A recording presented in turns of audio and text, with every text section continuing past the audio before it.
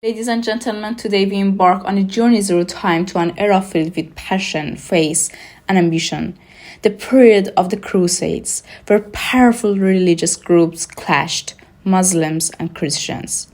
We delve into the hidden reasons that set in motion this extraordinary chapter in history, exploring intricate tapestry of religious fervor, political ambition, and economic aspiration that compelled men to leave their home and march toward Holy Land.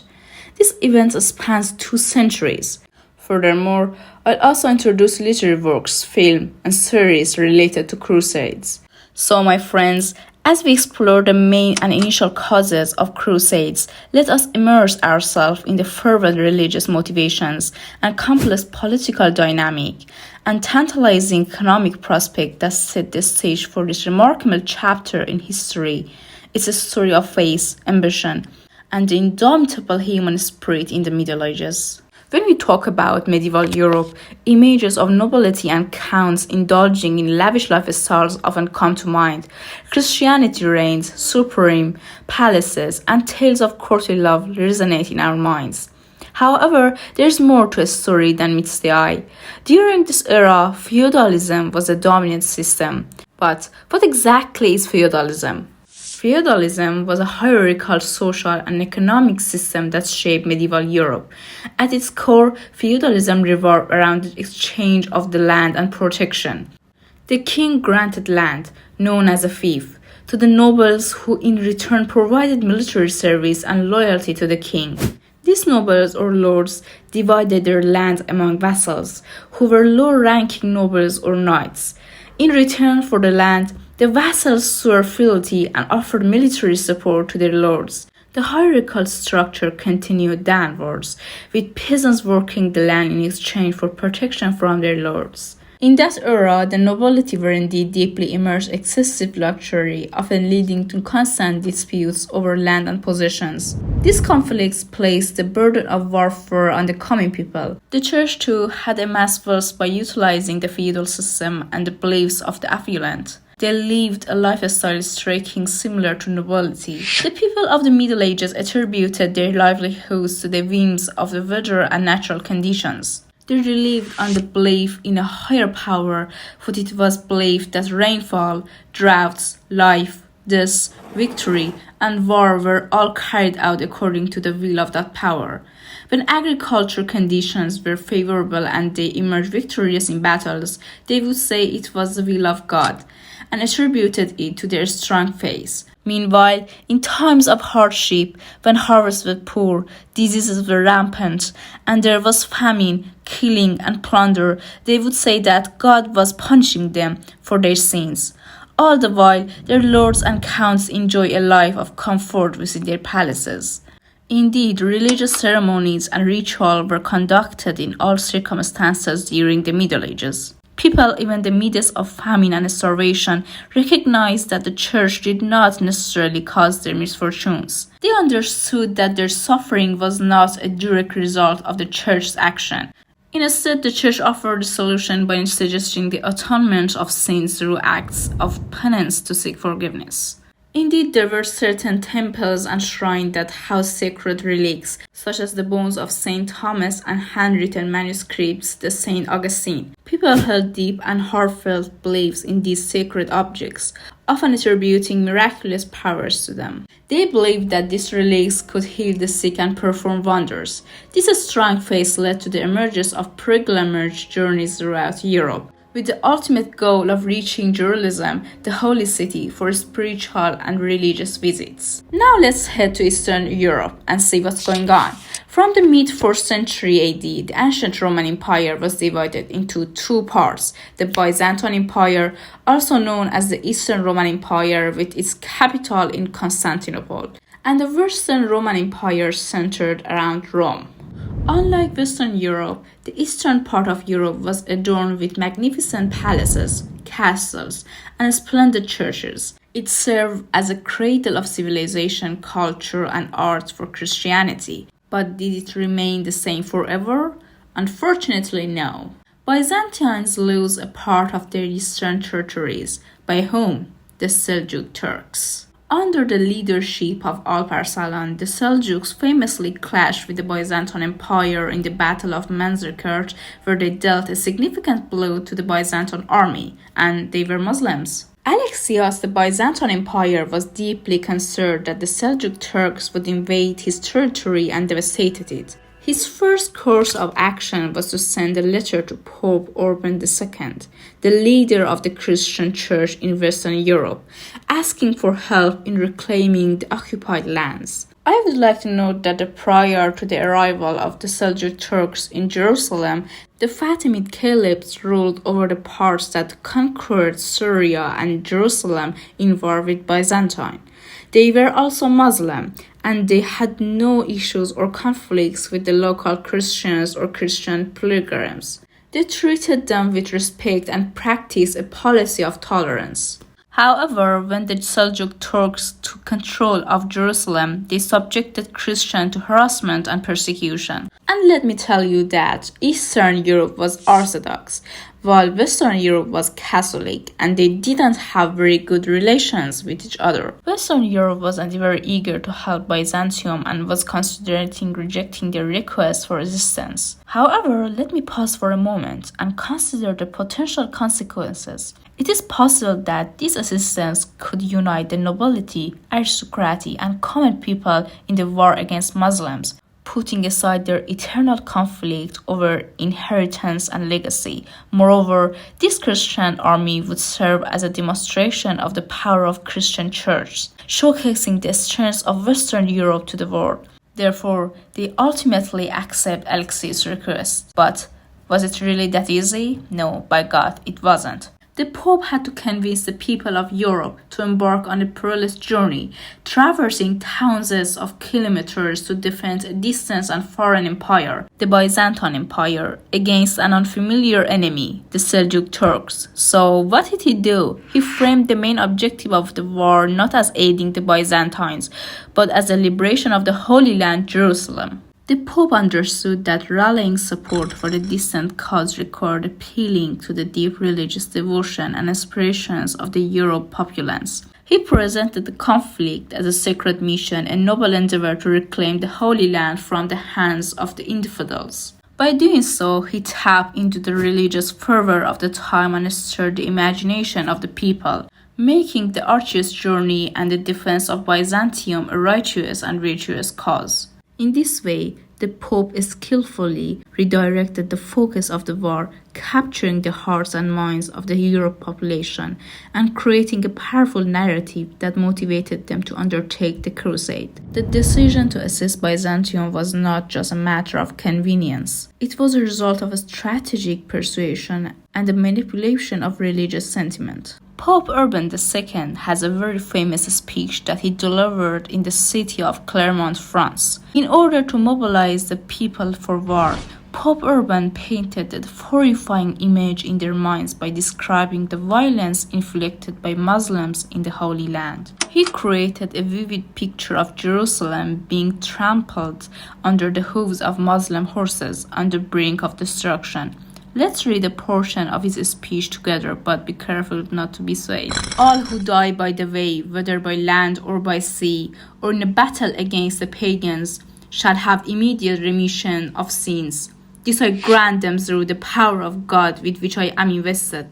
Oh, what a disgrace if such a despised and base race which worships demons should conquer a people which has the face of omnipotent God and is made glorious with the name of Christ. With what reproaches will the Lord overwhelm us if you do not aid those who, with us, profess the Christian religious? Let those who have been accustomed unjustly to wage private warfare against the wasteful now go against the infidels and end with victory this war which should have been begun long ago. Let those who for a long time have been robbers now become knights. Let those who have been fighting against their brothers and relatives now fight in a proper way against the barbarians. Let those who have been serving as mercenaries for a small pay now obtain the eternal reward.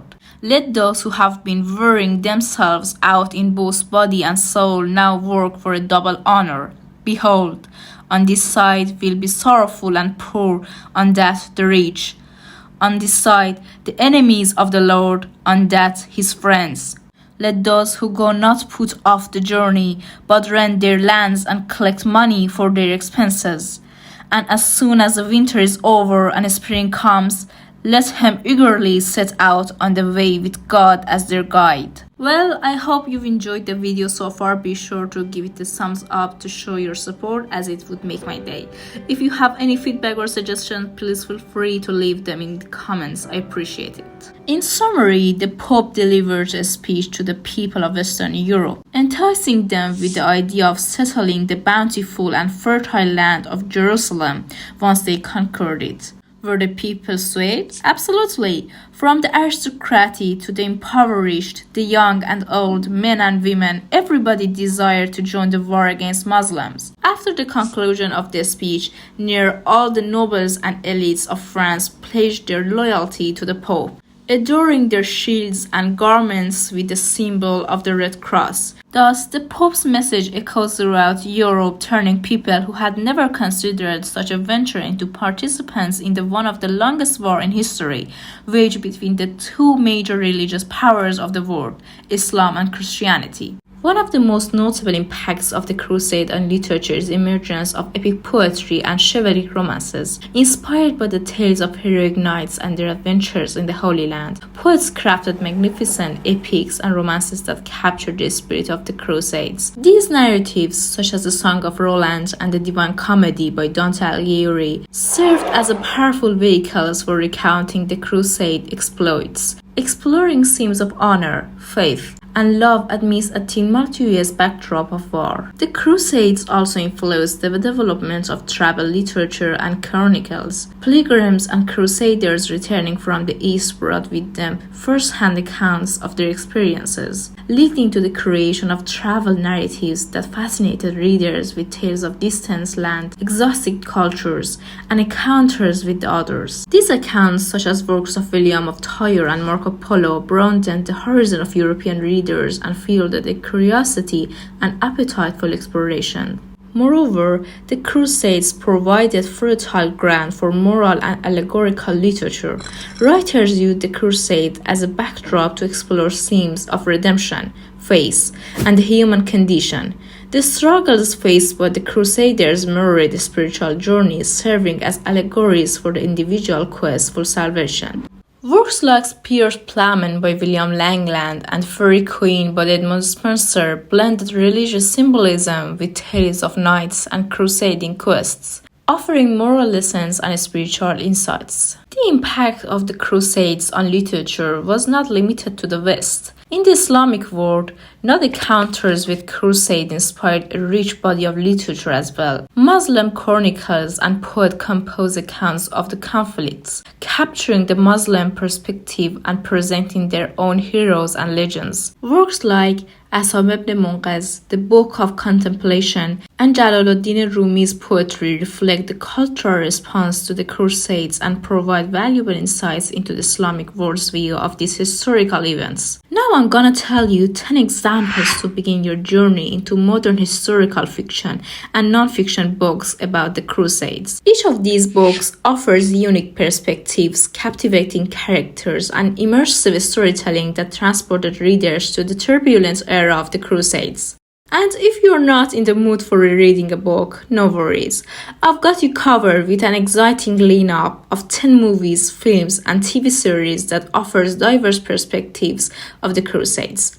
Get ready to immerse yourself in the action, drama, and history of this fascinating era. The Last Templar, this thrilling novel weaves together the past and the present as archaeologists and FBI agents uncover a centuries-old conspiracy routes in the Crusades and the Knights Templar. The Crusades Trilogy by John Gillow. This trilogy follows the adventures of Arne Magnusson, a young Swedish nobleman who becomes a Knight Templar and finds himself caught up in the tumultuous events of the Crusades. The trilogy includes The Road of Jerusalem, The Knight Templar, and The Birth of Kingdom. The Iron Lance by Stephen R. Lohead. Set during the First Crusade, this novel tells the story of Murdo Ranulfson, a Scottish knight who embarks on a quest to find the legendary Iron Lance, believed to have supernatural powers. The Saracen by Robert Shea. This novel explores the Crusades from both Christian and Muslim perspectives, follows intervened lives of Conrad Wolf, a knight from Crusader estates, and Sinan, a young Muslim warrior, as they navigate the conflicts and complexities of the time. The Winter King by Bernard Cornwell. Although not solely focused on the Crusades, this novel is the first in the Unraveled Chronicles trilogy, which provides a reimagined version of Arthurian legends set against the backdrop of the late 5th and early 6th centuries. It touches upon the Crusades and the impact of Christianity in medieval Europe. Now here are 5 nonfiction books about the Crusades. The Crusades, The Authoritative History of the War of the Holy Land by Thomas Asbridge. This comprehensive book provides an in-depth analysis of Crusades, exploring the political, religious, military aspects of the conflicts. God's War, A New History of Crusades by Christopher Tyerman. In this book, Tyerman offers a fresh perspective on the Crusades, examining the motivations, experiences, and consequences of these holy wars. The Crusades Through Arab Eyes by Amin Maalouf. This book provides a unique viewpoint on the Crusades by presenting the Arab perspective. Maalouf draws on Arab sources to shed light on the impact of the Crusade on the Muslim world. The Oxford Illustrated History of Crusades, edited by Jonathan Raleigh Smith. This collection of essays by various scholars covers the entire span of the Crusades, from Crusade to the conflict's later developments and consequences. The Crusades, The War for the Holy Land by Thomas S. Asbridge. Another notable work by Thomas Asbridge. This book offers a comprehensive and accessible account of the Crusade, highlighting the major events, key figures, and underlying causes of the conflicts. Now here are 10 movies, film, or TV series about the Crusades. Kingdom of Heaven, Arn, The Knight Templar, The Crusades, Ironclad, Richard the Lionheart, The Crusaders, Arn, The Kingdom at the End of the Road, The Devil's Crown, Saladin, The Crusades. Ladies and gentlemen, as we approach the thrilling conclusion of this video, let me assure you that our exploration of the Crusades is just getting started. We will scratch the surface, tantalizingly hitting at the reasons behind their beginning and the incredible impact they had on literature. But brace yourselves, because in our next video we are diving headfirst into the heart-pounding world of Crusades. We'll be donning our armor, brandishing our swords, and immersing ourselves in the epic battles, treacherous alliances, and heart-wrenching stories that define this extraordinary period. Thank you for joining me on this exhilarating ride, and get ready to take the plunge into the epic world of the Crusades. Until next time, fellow adventurers, let your curiosity guide you, and let history ignite your imagination. Bye-bye!